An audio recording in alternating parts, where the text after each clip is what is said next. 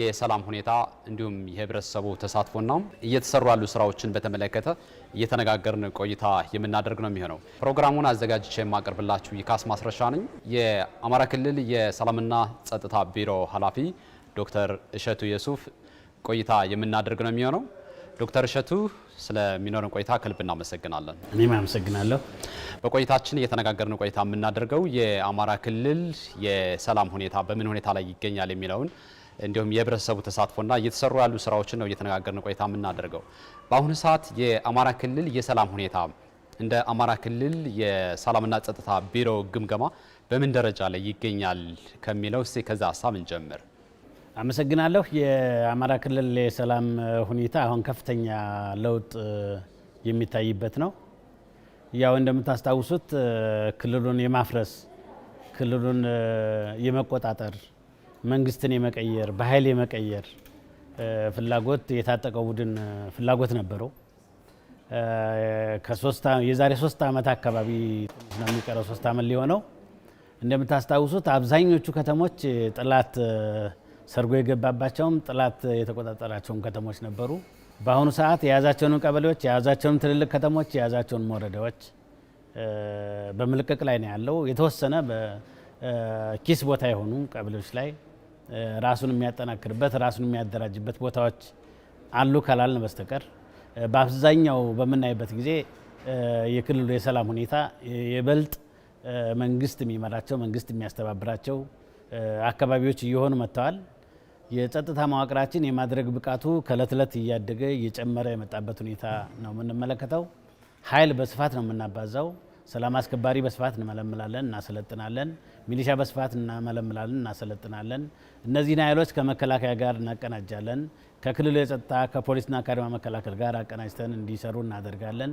ይሄ በመሆኑ ምክንያት የክልሉን ሰላም ወደ ተረጋጋና ጥሩ ወደሚባል ደረጃ እየመጣ ነው የምናየው። አሁን ቅርቡ እንኳን የሰራ ነው የምርጫ ሁኔታን ብንመለከት በምርጫ ቦርድ በኩል 97 የምርጫ ክልሎች ተፈቅደውልናል። በ97ም የምርጫ ክልሎች በተሟላ ሁኔታ ሊባል በሚችል ደረጃ የምርጫ ምዝገባ ተካሂዷል። ህብረተሰቡ ወደፊት ይሆነኛል ለሚለው መንግስት እንዲመርጥ እየተሰራ ነው ማለት ይቻላል። ይሄ የሰላም ውጤት ነው። ይሄ የሚያሳየው አስተማማኝ ሰላም በመገንባት ረገድ እለት ከእለት እድገት እየታየ መምጣቱን ነው የምንመለከተውና የክልሉ የጸጥታ ሁኔታ በከፍተኛ ደረጃ መሻሻል የሚታይበት እድገት የሚታይበት ነው። ህብረተሰቡን በምናይበት ጊዜ ህብረተሰቡ አሁን ባለበት ሁኔታ መንግስት እንዲጠናከር ይፈልጋል። መንግስት የበለጠ ህግ የበላይነት እንዲያስከብርለት ይፈልጋል። ለዚህም ደግሞ የምርጫ ካርድ ወስዷል።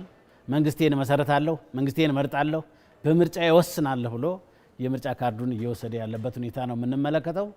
በምንሰራቸው የጸጥታ ስራዎች ህብረተሰቡ ከጎናችን አልተለየም። ለምሳሌ ስልጠና በምንሰጥበት ጊዜ ባለፈው ዓመት 187 ሚሊዮን ብር ህዝቡ አስተዋጽኦ አበርክቷል። ሰላም አስከባሪ ስናሰለጥን፣ ሚኒሻ ስናሰለጥን ያን ያህል ገንዘብ አውጥቶ ነው እየደገፈን ያለው። በዚህ 9 ወር ደግሞ ወደ 50 ሚሊዮን ብር የሚሆን ገንዘብ አዋጥቶ የስልጠና ሁኔታዎቻችንን እየደገፈ ነው ያለው። በርካታ ውይይቶች በከተማ ደረጃ ተካሂዷል። እነዚህ በከተማም በገጠርም በገጠር ወረዳም በከተሞችም በጣም በርካታ ውይይቶች በተለይ ደግሞ ከፍተኛ አመራሮች የክልሉ አመራሮች በተገኙበት ውይይቶች ተደርገዋል። ህብረተሰቡ ከዚህ በኋላ ያለው የሰላም ሁኔታ ተጠናክሮ እንዲቀጥል ይፈልጋል። የጽንፈኛ አመለካከት ያላቸውን ሰዎች አውግዟል። በሰላማዊ ሰልፍም ገልጿል። ከዚህ በኋላ ይበቃናል ብሏል። ትምህርት የሚያቋርጥ ግብዓት እንዳይደርሰን የሚያደርግ ቡድን ጋር አብረን መኖር አንፈልግም፣ መንግስት ይጠንክርልን የሚል አቋም እየያዘ መጥቷል። ይሄ በየጊዜው የምናደርጋቸው ውይይቶች ከህብረተሰቡ ጋር የምናደርጋቸው ምክክሮች እና ደግሞ የጽንፈኛ ቡድኑ የሚያደርግበትን ጥቃት የሚሰራበትን በደል እና ግፍ ስለሚገነዘብ ከዚህ አኳያ የህብረተሰቡ አቋም እየወሰደ ነው። በተለይ ደግሞ ከጥላት ጋር ወግኖ ጥላት ከምንላቸው የኢትዮጵያ ታሪካዊ ጥላቶች የአማራ ታሪካዊ ጥላቶች ከሆኑት ኃይሎች ጋር አብሮ በመስራት ደረጃ የሚገኘውን ቲፒኤልኤፍን ጨምሮ ያወግዛል። እነዚህ አካላት ጋር ተሳስሮ እንደሚሰራ ስለሚገነዘብ ህብረተሰቡ አቋም ወስዷል። እያመረረም መጥቷል። የጸጥታ መዋቅራችን ተጠናክሯል። ህዝቡ አስተሳሰቡ እየተቀየረ ነው ያለው። ጥላት ደግሞ እርስ በርሱ እየተታኮሰ ራስ በራሱ እየተበታተነ ነው። ስለዚህ የጸጥታ መዋቅራችን ሁኔታ እየተጠናከረ እየተሻሻለ መምጣቱን ለመግለጽ ነው። በክልሉ የተፈጠረውን የሰላም ችግር ለመቅረፍ መንግስት የተከተላቸው መንገዶች እስካሁን ምን ያህል ውጤታማ ናቸው ማለት እንችላለን? በጣም ትክክል ነው። መንግስት አገር የሚመራው በምክክር ነው፣ በውይይት ነው፣ ችግርን በመፍታት ነው ብሎ ያምናል። ለዚህም በርካታ የሰላም ጥሪዎችን አቅርቧል። የሰላም ጥሪውን ተቀብለው በርካታ ኃይሎች ገብተዋል። እነዛን የገቡ ኃይሎች ተቀብሎ ስልጠና ሰጥቷል። የማቋቋሚያ በጀትም ሰጥቷል። ብቻም ሳይሆን የመንግስት ሰራተኛ የነበሩትን ስታቃጥሉ ይቆይታቸዋል፣ ስታወድሙ ይቆይታቸዋል፣ እንዲህ ያርጋችሁኛል አላለ። እነዛን ኃይሎች የመንግስት ሰራተኛ ከነበሩ ወደ መንግስት ስራቸው መልሷል። ከዚህ በፊት የቅማንት ታጣቂ የነበሩ 374 የመንግስት ሰራተኞች ወደ ስራቸው መልሷል። አሁን ቅርብ ጊዜ ደግሞ ከክልሉ ውስጥ የጽንፈኛ ቡድኑን አቋም ይዘው ተሰልፈው የነበሩ ሰዎች 241 የመንግስት ሰራተኛ በቅርቡ ተመልሷል። አሁንም ያልተመለሱ የመንግስት ሰራተኞች ካሉ እመልሳለሁ የሚል አቋም ወስዶ መንግስት እየመለሰ ነው ማለት ይቻላል። ይሄ ብቻ ሳይሆን የስራ ዕድል ስራ ያልነበራቸውን ሰዎች የስራ ዕድል እየፈጠረ በከተሞች የመስሪያ ቦታ፣ የመሸጫ ቦታ እያመቻቸ ወደ ስራ እያስገባ ያለበት ሁኔታ ነው የምንመለከተው። በጸጥታ ስራ መሰማራት አለባቸው ብሎ የሚያምናቸውን ሰዎች ደግሞ በጸጥታ ስራ እያሰማራ አሁን ያለውን ኦፕሬሽን በመምራት ላይ ያሉ ውጤት የሚያስመዘግቡ ኃይሎች አሉ። ለእነዚህ ኃይሎች ከዛኛው ከጽንፈኛ ቡድን ፈልሰው የመጡበት ምክንያት የአጀንዳ ልዩነት አለን፣ አሁን ችግሩ ገብቶናል፣ ከጥላት ጋር ተባብሮ የሚሰራ ቡድን ነው፣ እኛ የአማራ ክልል ህዝብ ተበድሏል ብለን ነበር የወጣ ነው፣ ያን ጥያቄ ለማስመለስ ነበር የወጣ ነው። አሁን እነዛን ጥያቄዎች አያነሳም፣ እንደውም እነዛን ጥያቄዎች ለመድፈን ነው የሚታገለው፣ ከህወሓት ጋር ነው የሚታገለው፣ ወልቃይትን ለጥላት ለማሳለፍ ነው የሚታገለው፣ የማንነት ጥያቄ ያለባቸውን ኃይሎች ለመመለስ ነው የሚታገለው። ስለዚህ ከሱ ጋር አንሰራም፣ እንዴት ከሻቢያ ጋር ሆነን አገራችን እንወጋለን ብለን መተናል ብለው ከኛ ጋር መተው ከኛ ጋር ለመዋጋት ከኛ ጋር ለመታገል ጥላትን ለማዳከም ብለው ከኛ ጋር የሚሰሩ ኃይሎች አሉ። በሚዲያም የሚገልጹት ነው። ይሄ ነገር ተበላሽቷል፣ ትግሉ ተጠልፏል፣ ከጥላት ጋር ነው ጥቅማ ጥቅም እያገኙ ገንዘብ እያገኙ ተተኳሽ እያገኙ ጦር መሳሪያ እያገኙ ከዛ ነው የሚታገሉትና ከነሱ ጋር አልሰራም በሚል ተነጥለው ወደኛ የመጡበት ሁኔታና ስልጠና ማግኝተው ከኛ ጋር ለመታገል የወሰኑ ኃይሎች አሉበት ማለት ይቻላልና የምታየው ነገር የህዝቡ አመለካከት እየተቀየረ ነው። እዛ ጫካ ያሉትም ኃይል በሀሳቡ እየተከፈለ ነው። ተመሳሳይ አጀንዳ የላቸውም። እርስ በርስ ይዋጋሉ፣ እርስ በርስ ይጋደላሉ። የአጀንዳ አንድነት የለም። አገር የማፍረስ ተልኮ ነው። ፕሮክሲ ዋር ነው።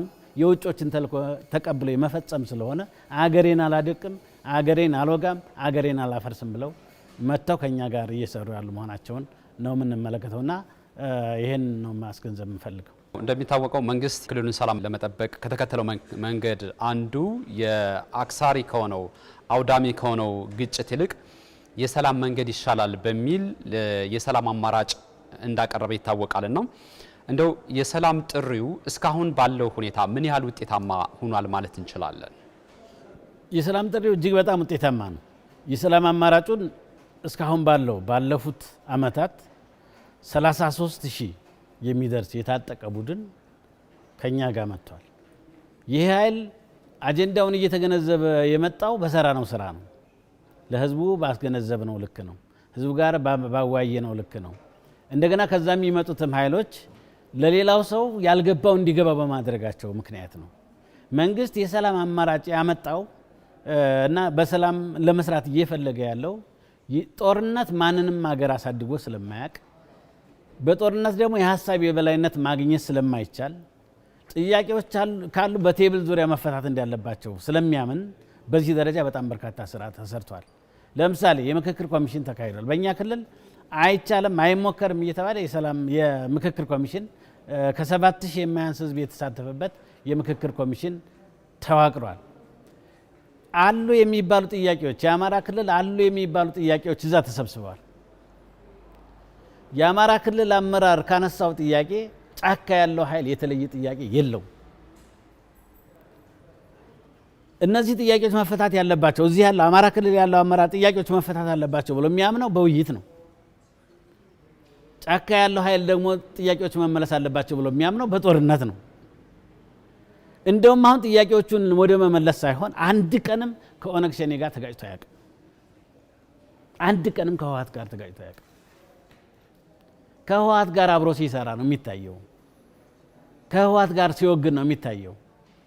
ይሄ ሁኔታ ከጠላት ጋር አብሮ መተሳሰሩን እያስገነዘብን ያለ ነው። የሰላም አማራጭ ማቅረብ ብቻ ሳይሆን በሰላም አማራጭ ዙሪያ ግንዛቤ ለመፍጠር በሰራ ነው ስራ ነው እነዚህ ለውጦች እነዚህ ግንዛቤዎች እየመጡ ያሉት የሚለው መውሰድ እንችላለን። ከሰላም ጥሪ ጋር ተያይዞ የሚነሱት ጉዳዮች በተለይ የሰላምን አማራጭ የተቀበሉ ወገኖች የት ነው ያሉት የሚለው ጉዳይ ነው እና እንደው እንዴት ነው መንግስት እየያዛቸው ያለው? በደንቡ መሰረትስ የሰላምን አማራጭ የተቀበሉ ወገኖች ምን እየተደረገላቸው ነው? በመንግስት በኩል የሰላም አማራጭ የተቀበሉትን በተመለከተ ቅድም እንደገለጽኩት የመንግስት ሰራተኛ የነበሩትን ወደ መንግስት ስራቸው መልሰናል። የጸጥታ ሙያ ያላቸውን እያየን እንደ ጥንካሬያቸውና እንደ እንትናቸው እያየን ወደ ጸጥታ መዋቅር የመለስናቸው አሉ። ምንም የስራ አማራጭ ያልነበራቸው ካሉ ደግሞ የስራ ዕድል የፈጠርን ከ5000 የማያንስ ሰው የስራ ዕድል የፈጠንለታል። በከተማ ላይ የመስሪያ ኮንቴነር የሰጠን ለምሳሌ ጎንደርን ማንሳት እንችላለን። በእንስሳት እርባታና ማለብ የተሰማሩ አሉ። ስፖርት ቤት የተሰማሩ አሉ።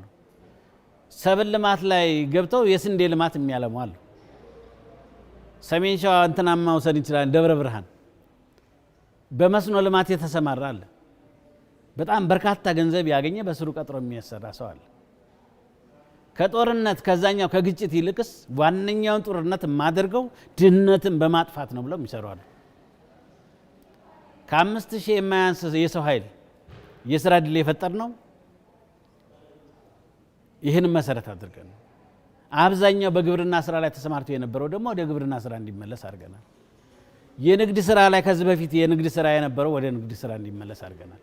በኮንስትራክሽን ሙያ የነበረው በኮንስትራክሽን ስራ እንዲሰማራ እድሉን ፈጥረናል። ከህብረተሰቡ ጋር ግጭት የነበረው አለመግባባቶች ከነበረ ከህብረተሰቡ ጋር በሰላም እንዲኖር የሀገር ሽማግሌዎች፣ የሃይማኖት አባቶች ተቀብለው ትሪት አድርገው በየአካባቢው እንዲሰሩት ለማድረግ ሙከራ አድርገናል። ስለዚህ ከዚህ የምናየው ነገር ምንድነው? መንግስት የሰላም አማራጭ መክፈት ብቻ ሳይሆን እንዴት ይኖሩ፣ ምን ሰርተው ይኖሩ፣ በምን ስራ መስክ ይሰማሩ የሚለው መልሷል። ደንብ አውጥቷል። መቀበል ብቻ ሳይሆን የሚሰሩት ምንድነው? ከዚህ ቀጥሎ ምን ይሰራሉ፣ በምን ይተዳደራሉ፣ ምን ኮንትሪቢዩት ሊያደርጉ ይችላሉ፣ ለሀገራችን ምን አስተዋጽኦ ያበረክታሉ የሚለውን እያየን ነው። አብዛኛውን ብታዩት ወጣት ነው። ወጣት ደግሞ ጉልበት አለው፣ ኃይል አለው፣ እውቀት አለው፣ ለቴክኖሎጂ ቅርብ ነው። ይህንን እውቀቱም በተሟላ መንገድ ፈጽሞ ለሀገሩ አስተዋጽኦ የሚያበረክትበት ራሱንም የሚጠቅሙበት ቤተሰቡንም የሚጠቅምበት ሁኔታ ለመፍጠር በጣም በርካታ ስራ እየተሰራ ስለሆነ አማራጭ ማምጣት የሰላም አማራጭ መስበክ ብቻ ሳይሆን የሰላም አማራጭን ተከትሎ የሚሰሩ መንግስታዊ ኃላፊነቶችን ለመወጣት ጥረት እያደረግን ነው ማለት ይቻላል። የሰላም ጥሪው ስኬታማ እንዲሆን ታጣቂዎች ወደ ሰላም እንዲመጡ በተለይ ሰላም የሚፈልገው ሰላም የሚሻው ህብረተሰቡ ድርሻውን እንዴት እየተወጣ ነው ማለት እንችላለን? ህብረተሰቡ በጣም በርካታ ስራዎችን እየሰራ ነው። እውነት ለመናገር ትምህርት ቤትን የዘጋበት ኃይል እኮ ነው። ይሄ ጽንፈኛ ቡድን ትምህርት ቤትን የዘጋ ልጆቹን ቤት የዋላበት ቡድን ነው። የተጀመረውን ልማት ያቋረጠበት ግብአት እንዳይደርስ ያደረገ ነው። ይህን ያደረገው ከምን ተነስቶ እንደሆነ ስለሚገነዘብ ከመጣችሁማ ከአሁን በኋላ ጥፋት ይቁም፣ የጥፋት መንገድን ትታችሁ ወደኛ ከመጣችሁ እኛ ልጆቻችን ናችሁ፣ እናንተን እንደግፋችኋለን፣ እናንተን እናጠናክራችኋለን፣ እናንተን ወደፊት እንድትሄዱ እናደርጋለን፣ ከዚህ በኋላ ያሉ ነገሮች ይስተካከሉ፣ አብሬያችሁ ሰራለሁ ብለው የሃይማኖት አባቶች ተቀብለዋቸዋል፣ የሀገር ሽማግሌዎች ተቀብለዋቸዋል፣ በነበሩ ግጭቶች ካሉ ፈተውላቸዋል፣ አግዘዋቸዋል፣ ጸሎት አድርገውላቸዋል። ከዚህ በኋላ አብረ መስራት አለብን የሚል ተስፋ በህብረተሰቡ ውስጥ ነው የምንመለከተውና ህብረተሰቡ እንደ ጥላት ሳይሆን በስህተት እንደገቡ ስለሚያውቅ ያንን በሚያርምና በሚያስተካክል መንገድ ህብረተሰቡ ወደ ልማት እንዲገቡ በማገዝ በኩል ከፍተኛ ሚና አለው። እንዲህ አድርገኛልና እበቀልሃለሁ፣ እንዲህ ሰርተኛልና ጥፋት እሰራለሁ አላለም። የለም ይህም በይቅርታ አልፈናል፣ ከዚህ በኋላ ከኛ ጋር አብራችሁ ትሰራላችሁ። አንድም ከዛ ከመጣ በኋላ ህብረተሰቡ በክፉ መንገድ የሚመለከተው የሰላም አማራጭ የተቀበለ ሰው የለም። ወደ ሰላም የመጡ የቀድሞ ታጣቂዎች በተሃድሶ ስልጠና ወደ ህብረተሰቡ ያው ይቀላቀላሉና ቀጣይ መሰራት ያለባቸው ስራዎች በርካታ ስራዎች አሉና እንደው ከህብረተሰቡ የሚጠበቁ ተግባራት አንድ ሁለት ተብሎ በተለይ በስነ ልቦናም ሊሆን ይችላል፣ በኢኮኖሚ በገንዘብም ሊሆን ይችላል፣ በተለያዩ ድጋፍ አማራጮች ምን መሰራት መቻል አለበት መንግስት ከሚያደርገው በተጨማሪ? የመጀመሪያው እነዚህ ሰዎች የኖሩት ጫካ ነው። ጫካ ስለኖሩ ከህብረተሰብ ጋር እንዴት መኖር እንደሚቻል ይቸግራቸዋል። የሳይኮሎጂካል ድጋፍ ይፈልጋሉ። ከህብረተሰብ ጋር አብሮ የመኖር ሁኔታን መለማመድ እንዲችሉ መደረግ መቻል አለበት። ከዚህ አኳያኛ በርካታ ስልጠና ሰጥተናል። ለምሳሌ የትራውማ ሂሊንግ ስልጠና አዘጋጅተን ፕሮጀክት ቀርጸን በርካታ ሰዎችን እያሰለጠን ነው። በዙር አዲስ አበባ ላይ ስልጠና ሰጥተናል፣ ጎንደር ላይ ስልጠና ሰጥተናል፣ ኮምቦልቻ ላይ ስልጠና ሰጥተናል። ተጨማሪ ስልጠና እየሰጠን ነው። ይሄ ብቻ ሳይሆን የኢንተርፕረነር ስልጠና ሰርቶ መኖር እንደሚቻል መቀየር እንደሚቻል የኢንተርፕረነር ስልጠና ለመስጠትም ዝግጅት አድርገናል። ዋናው ትግልና ዋናው ጦርነት ያለው ከድህነት ጋር ስለሆነ ድህነትን ለማሸነፍ የሚችሉበት ሀሳብና ችሎታ እንዲኖራቸው ለማድረግ ሙከራ እየተደረገ ነው። ህብረተሰቡን ይህን እየደገፈ ነው። ብድርም እያቀረብን ነው። እስካሁን ባለው ወደ 5 ሚሊዮን ብር ብድር አቅርበናል። በቂ አይደለም፣ እንጨምራለን። የቴክኒካል ስልጠና በስራና ስልጠና በኩል ቴክኒካል ስልጠና ለምሳሌ የእንስሳት ማድለብ ከሆነ የእንስሳት ማድለብ እውቀት ኖሮት እንዲሰራ፣ የመስኖ ከሆነ የመስኖ እውቀት ኖሮት እንዲሰራ፣ በግብርና ስራ ከሆነ በጥቅሉ የግብርና ስራ ወይም ደግሞ የዶሮ ማርባት ወይም እንደዛ አይነት ከሆነ ያ እውቀት ኖሮት እንዲሰራ ለማድረግ ቴክኒካል ስልጠናዎችን ተዘጋጅተው በቴክኒክና ሙያ በኩል በስራና ስልጠና ቢሮ በኩል እየተሰጡ ነው። ይሄ የተደራጀ ኮሚቴ አለ። ስራና ስልጠና ቢሮ፣ ትምህርት ቢሮ፣ ሰላምና ጸጥታ ቢሮ፣ ሌሎችም አሉበት፣ ጤና ቢሮም አለበት። እነዚህ አካላት ተደራጅተው በምክር ቤት እየተገመገመ ማን ምን እንደሰራ እየተጠየቀ እየሰራ ነው ማለት ይቻላል። እና መንግስት እነዚህን አቅጣጫዎች ሁሉ አብሮ አካቶ ነው ያዋቀረው። ዘላቂ ሰላምን ለማረጋገጥ ከሃይማኖት አባቶች ጋር ከሀገር ሽማግሌዎች ጋር ተከታታይ ውይይቶችና ንግግሮች ተደርጓል። ቀጣይስ በምን አይነት መንገድ ነው መተግበር መቻል ያለበት ይሄ ጉዳይ? የሃይማኖት አባቶችን በተመለከተ በቅርቡ ክቡር ርዕሰ መስተዳድራችን ከሃይማኖት አባቶች ጋር ሰፊ ውይይት አድርገዋል። 3 ቀን የወሰደ የሃይማኖት አባቶች ጋር ውይይት አድርገዋል።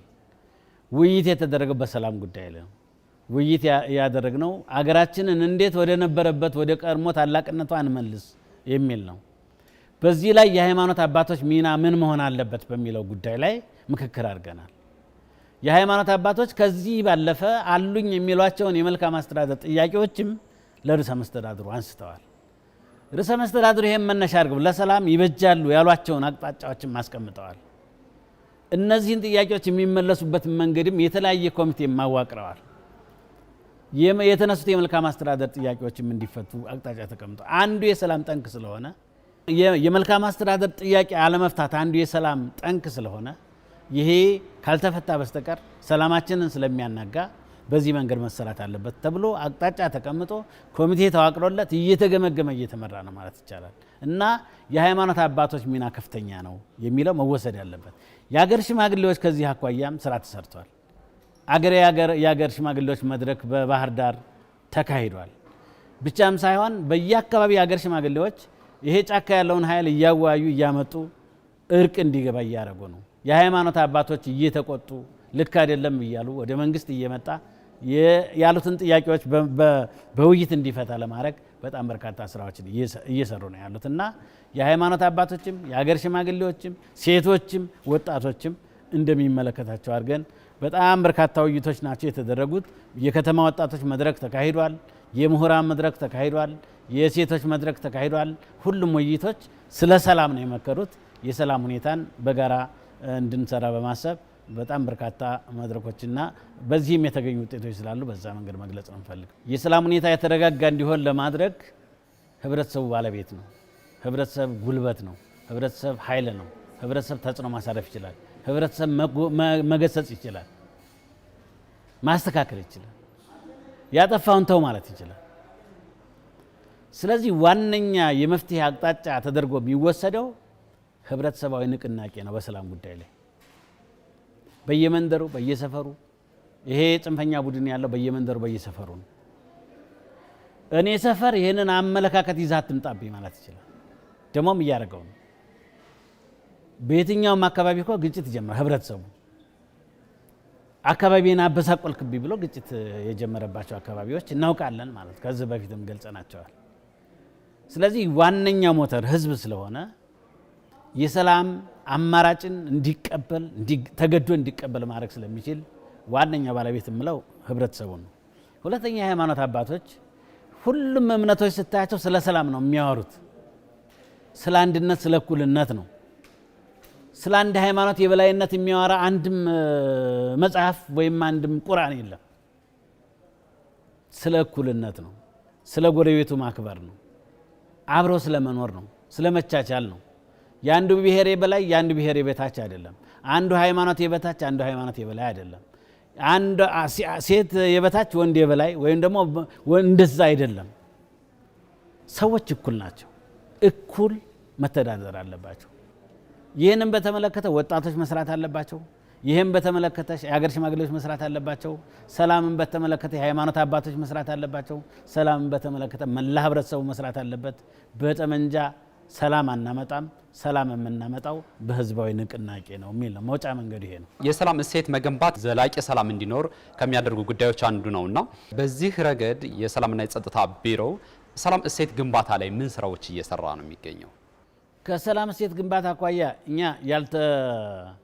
ያልተበረዙ ያልተከለሱ ባህል እና እሴቶች አሉ።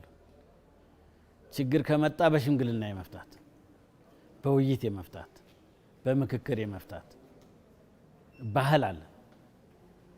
ይህም ባህል የበለጠ ተጠናክሮ እንዲቀጥል ለማድረግ እየተሞከረ ለምሳሌ ከጎረቤቶቻችን ጋር ከአፋር ጋር ለምሳሌ የጋራ ምክር ቤት አለ፣ የጋራ ኮሚቴ አለ። ችግሮች ከገጠሙን ክልልና ክልል አንድ ላይ ሆነን በጋራ ሆነን የምንፈታቸው ማለት ነው። ወረዳ ከወረዳ፣ ቀበሌ ከቀበሌ፣ ዞን ከዞን፣ ክልል ከክልል ተሳስረን የምንፈታቸው አሉ። ያንም በሀገር ሽማግሌዎች በሃይማኖት አባቶች አድርገን የተወሰደ ሀብትና ንብረት ካለ አስመልሰን ያጠፋ ካለ ተቀጥቶ በእነሱ ባህል የሚስተካከልበት ሁኔታ ለመፍጠር ጥረት ይደረጋል። አሁን ከአጎራባች አኳያ ሌላውን ብናይ ከኦሮሚያ ጋር እንደዚህ ያለ፣ ከቤንሻንጉል ጋር ግንኙነት አለን። በመካከል የእንስሳት ስርቆት የመሳሰሉት ያጋጥማሉ። እነዛን በመፍታት አገሩን ያቆየ ነው የሀገር ሽማግሌዎች በሚያግዙን በሚሰሩት በእሴቶቻችን ተጠቅመን ስለሆነ እነዚህን የሃይማኖት እና የባህል እሴቶቻችን ይበልጥ ለማጠናከር ስልጠናዎች ተሰጥተዋል። ካውንስል በየአካባቢው ተቋቁሟል። የአማካሪ ምክር ቤት የሚባላለሱ ተቋቁሟል። በትምህርት ቤቶች የሚቋቋሙ ኮሚቴዎች አሉ፣ እነሱ ይሰራሉ። እነዚህ በሙሉ ተደምረው የአካባቢውን ሰላም ለማረጋገጥ አስተዋጽኦ ይኖራቸዋልና እዚህ ላይ በጣም በርካታ ስራዎች እየተሰሩ ነው ማለት ነው። የክልሉን የሰላም ችግር ለመፍታት ውይይቶች ያስፈልጋሉ፣ ንግግሮች ያስፈልጋሉ። በፖለቲካዊ ውሳኔዎችም የሚታዩ ጉዳዮች በስፋት የክልሉን ሰላም ለማረጋገጥ ወሳኝ ነገሮች እንደሆኑ ይታወቃሉና እነዚህ ነገሮች ምን ያህል ፍሬ እያፈሩ ነው ማለት እንችላለን? ህዝቡ ጋር የምናደርገው ውይይት በጫካ ያለው ኃይል ያለውን አቋምና ድርጊቱን እንዲገነዘብ አድርጎታል። በየአካባቢው የሚያጠፋውን ጥፋት እና ህብረተሰቡ ላይ የሚያሳድረውን ተጽዕኖ በስነ ልቦና ላይ የሚያደርስበትን በደል እንዲገነዘብ አድርጎታል። አቋም እንዲወስድ አድርጎታል። ይሄ ሁኔታ አገራችንን ወደ ኋላ እንደሚመልስ ተገንዝቧል። ይሄን ያደረገልን ውይይታችን ነው። የምናደርጋቸው ውይይቶች እለት በእለት የምናደርጋቸው ውይይቶች፣ በከተማ በገጠር የምናደርጋቸው ውይይቶች፣ የክልሉ አመራር የሚያደርጋቸው ውይይቶች፣ ህብረተሰቡን ለማስገንዘብ የሚያደርጋቸው ጥረቶች በጣም ከፍተኛ ለውጥ አምጥተዋል። አሁን ጠላት ወደ ጫካ እንዲገባ ከከተማ ወደ ገጠር እንዲወረወር ያደረገው ይሄ ውይይት ነው። ህብረተሰቡን ማጥቆር ስለጀመረ ፊቱን ማጥቆር ስለጀመረ ድጋፉንም እየቀነሰ ስለመጣ ከተማ ውስጥ የሚመጣውን ሰርጎ ገብም ህብረተሰቡ እየጠቆመ ስለሚያሲዝ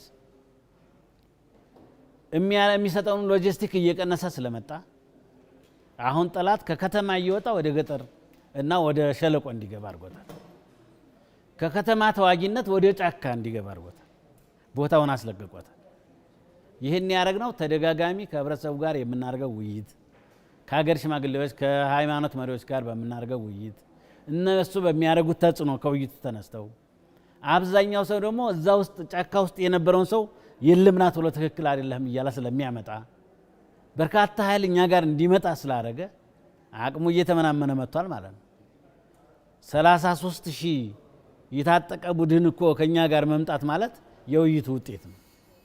ህብረተሰቡ የሚያሳድረው ተጽዕኖ ነው። የማረገው ትግል ትክክለኛ ትግል አይደለም ብሎ ስለተገነዘበ ነው።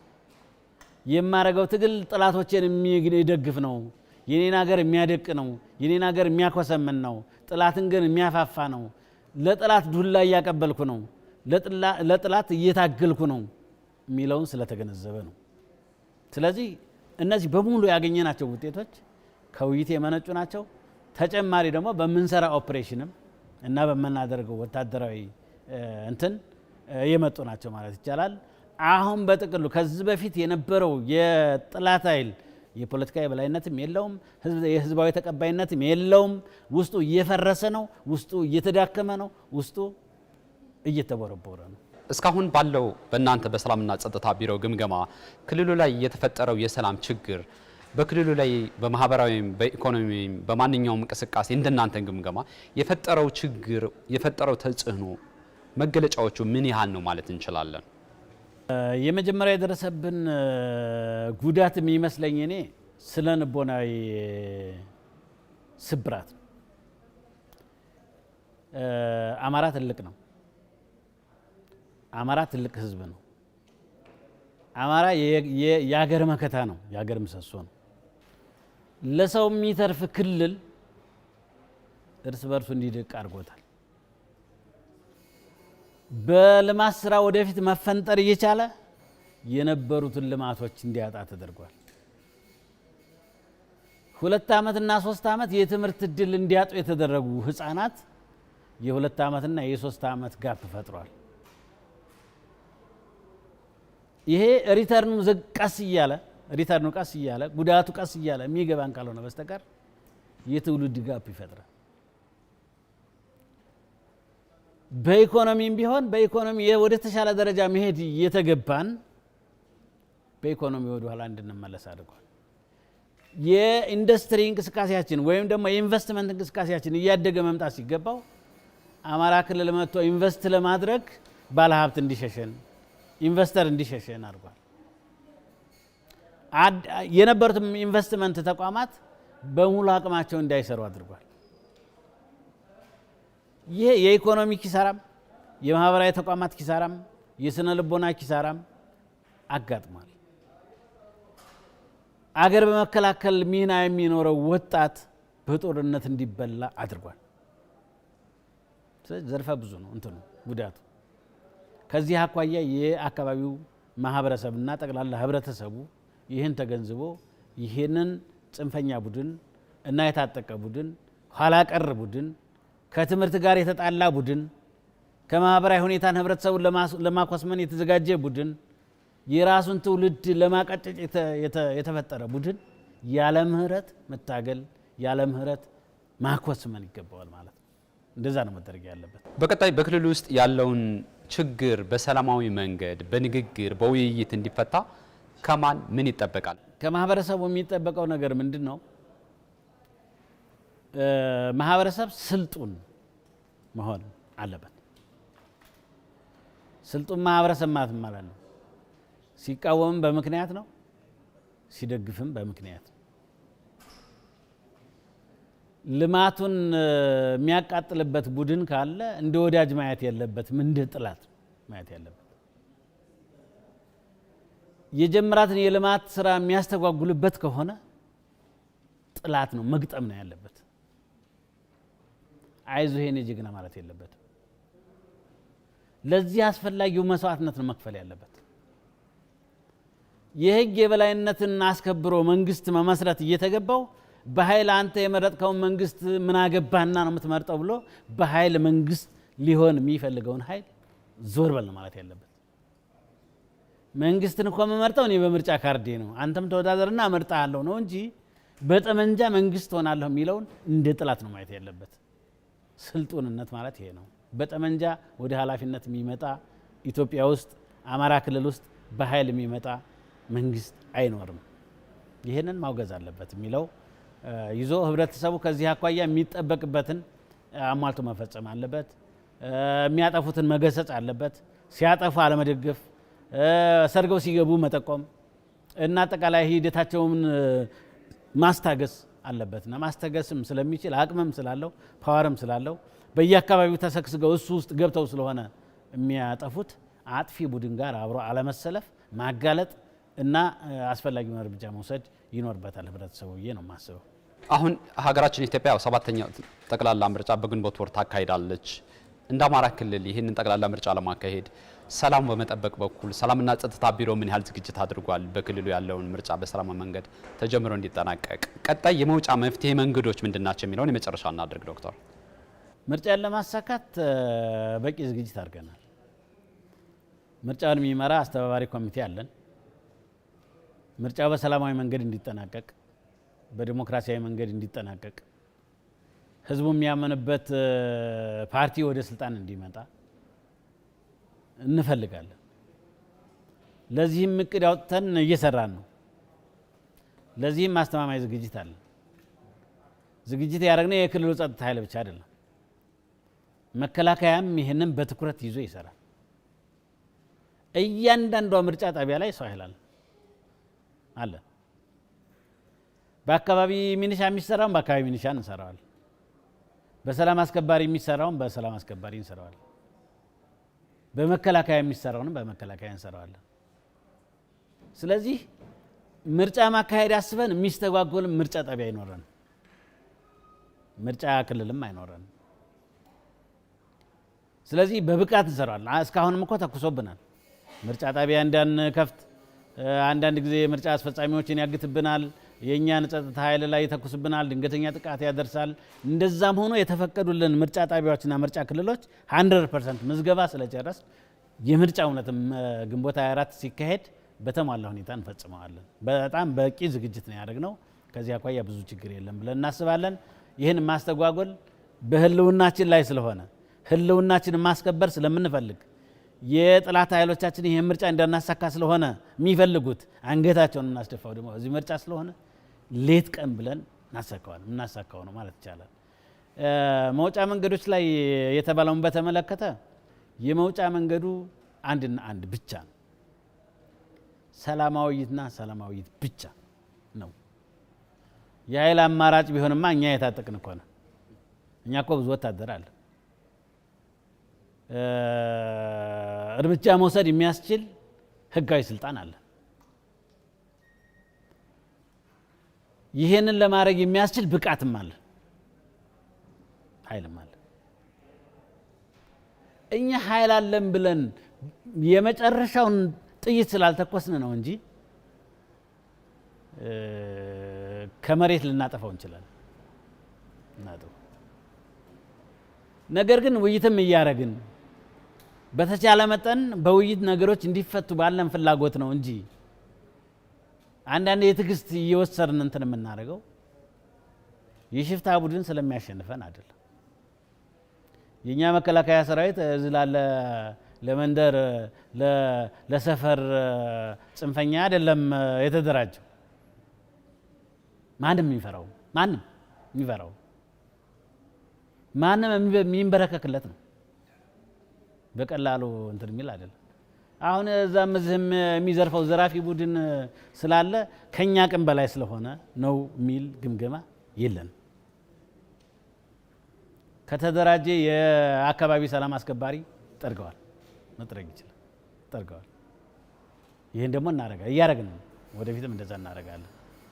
ስለዚህ መውጫ መንገዱ ላይ ውይይትን እናስቀድማለን፣ ምክክርን እናስቀድማለን፣ እድል እንሰጣለን። የተዘጋ እድል መኖር የለም። ሀሳብ ያለው በሀሳብ ይግፋ፣ ጥያቄዎችን ወደ ምክክር ኮሚሽን ያቅርብ። በዛ መንገድ በምክክር ኮሚሽን ጥያቄዎች ይፈታሉ እንጂ በጠመንጃ አይፈታም። በጠመንጃ የአሁኑ ዘመን ትውልድ ጊዜ አይደለም። ይሄ ዘመናዊነት ነው የሚያዋጣው፣ ስልጡን ማህበረሰብ ነው የሚያስፈልገው ነው። በደነቆረ ሀሳብ ትውልድን ከማስጨፍጨፍ ይልቅስ የሰላም አማራጭን ተቀብሎ አብሮ መስራት ይሻላል። ጠላታችንን አብረን ብንመክት ይሻላል። እስከ መቼ ድረስ ለጥላቶቻችን አሽከር ሆነን እንቀጥላለን? የምናገኘው ገቢ እንደው ከሀገራችን ይበልጣል። ይህ እኮ በቲክቶክ የሚሰራው የተለያየ ነገር የሚሰራው ሰው እኮ ገንዘብ ለማግኘት ነው። አገርህን ሽጠህ የምታገኘው ገቢ ምን ያህል አንተን እንደው እንቅልፍ ያስወስድሃል? አንድ እንጀራ በልቶ ለማደር አገሩን መሸጥ ያስፈልጋል እንዴ? ይህም ማረግ እንደው አሁን አንድ ኢትዮጵያዊ ነኝ ከሚል ሰው አይደለም ሙሉ አካልና ጤንነት ያለው ሰው ያበደ ሰው ቢሆን አገሩን ይሸጣል እንዴ? እና አገርን መሸጥ፣ አገርን መክዳት፣ አገርን እንደዛ ማድረግ ማዋረድ ከሞት አያንስም። በሀሳብ መሞት ነው። በሀሳብ መሸነፍ ነው። ለነዋይ መሸጥ ነው እኮ መሸጥ። እኔ ባርነት አድርጌ ነው የምወስደው።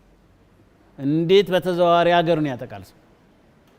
የህወሓትን ብንመለከት በሰላም ከሆነ ወንድም እህቶቻችን ናቸው እዛ ያሉት። በጥቃት ከሆነ ግን ህወሓት አውድሞናል፣ ወደኋላ መልሶናል። ወደኋላ ከመለሰው አገር ጋር እንዴት ሰው ዝምድና ይፈጥራል? እነሱስ እሺ መቼም ታውረው ገብተው ሊሆን ይችላል። ይህንን ማህበረሰብ እንዴት ይቀበላል?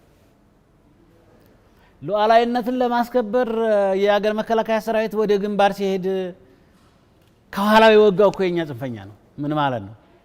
ወልቃይትን ውሰድ ማለት አይደለም? ራያን ውሰድ አይደለም ማለት አይደለም? የአማራን ህዝብ ጥያቄ የሚያስመልሱ የት ላይ ነው?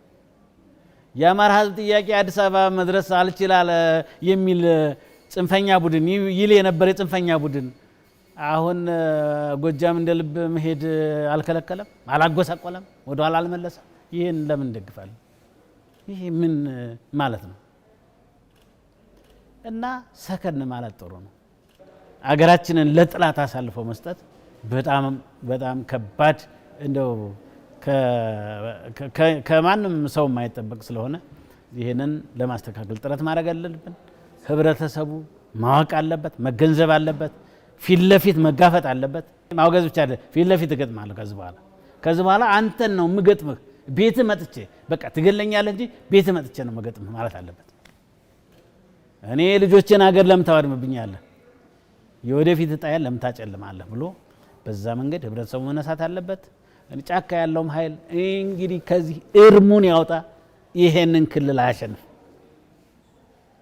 መበጥበጥ መቼም ያው የታወቀ ነው። እንደው እርሙን ያውጣ እንጂ ማሸነፍ የሚችልበት ሁኔታ የለም።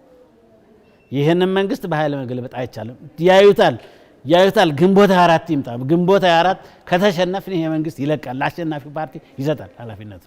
አያምቹር እርግጠኛ ነኝ። ዶክተር እሸቱ የሱፍ የአማራ ክልል ሰላምና ጸጥታ ቢሮ የአማራ ክልል የሰላም ሁኔታ እንዲሁም ህብረተሰቡ ተሳትፎና እየተሰሩ ያሉ ስራዎች ስላለበት ሁኔታ ሰፊ ማብራሪያ ስለሰጡን በተመልካቾች ስም ከልብ እናመሰግናለን። እኔ አመሰግናለሁ። የተከበራችሁ ተመልካቾቻችን የአማራ ሚዲያ ኮርፖሬሽን የወቅታዊ ዝግጅት በዚህ ይጠናቀቃል። ፕሮግራሙን አዘጋጅቼ ያቀርብኩላችሁ ይካስ ማስረሻ ነበርኩ። ሳምንት በሌላ ርዕሰ ጉዳይ እንጠብቃችኋለን። መልካም ሳምንት።